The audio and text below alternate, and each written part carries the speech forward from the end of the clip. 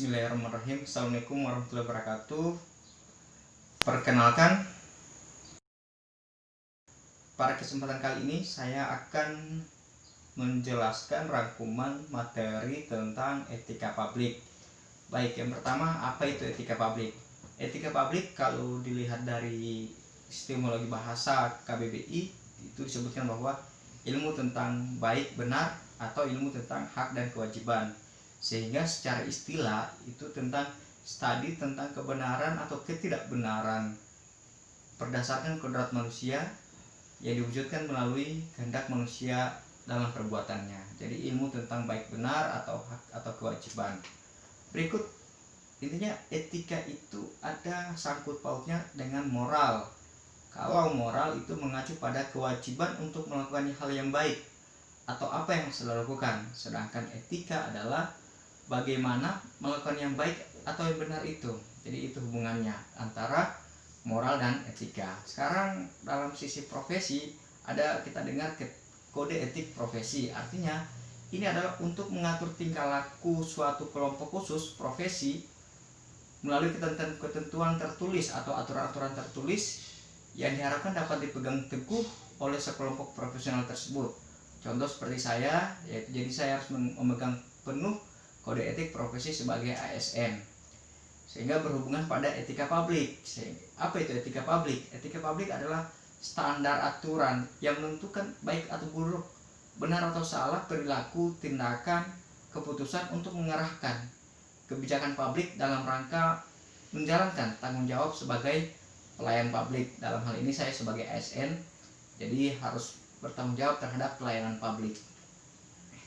Untuk ASN sendiri itu telah diatur dalam Undang-Undang ASN, ada 12 kode etik aparatur sipil negara.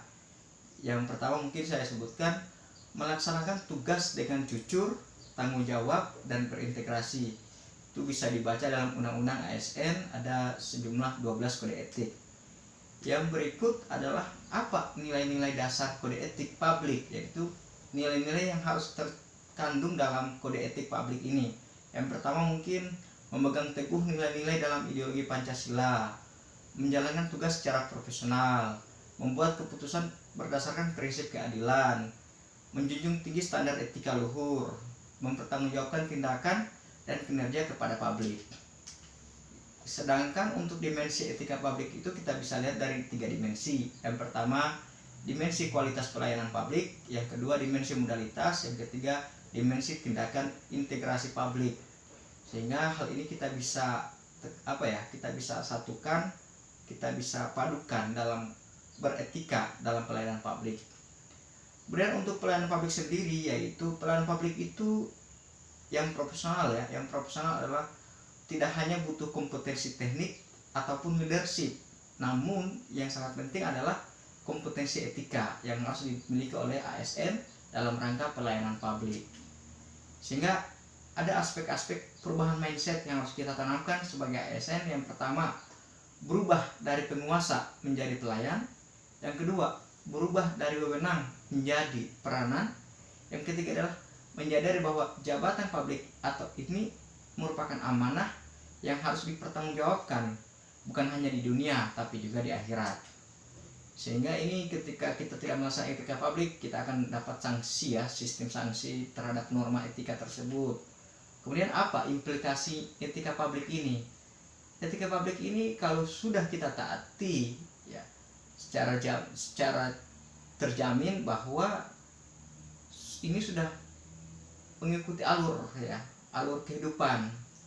Jadi jika aparat pemerintah maupun masyarakat memiliki kode etik atau dasar etik, sehingga kita dapat terhindar dari korupsi atau penyalahgunaan kekuasaan dan bentuk-bentuk penyimpangan lain. Sehingga kode etik ini harus kita tanamkan dalam diri kita agar kita bisa terhindar dari sifat atau perbuatan yang tidak baik dan benar. Mungkin kalau sisi kode etik sendiri, ini akan ada satu tujuan, yaitu intinya adalah mari tinggikan derajat nilai etik kita atau nilai kemanusiaan kita dengan cara memiliki kode etik yang baik. Demikian yang bisa saya sampaikan. Terima kasih. Salam ASN Guru. Kami Indonesia.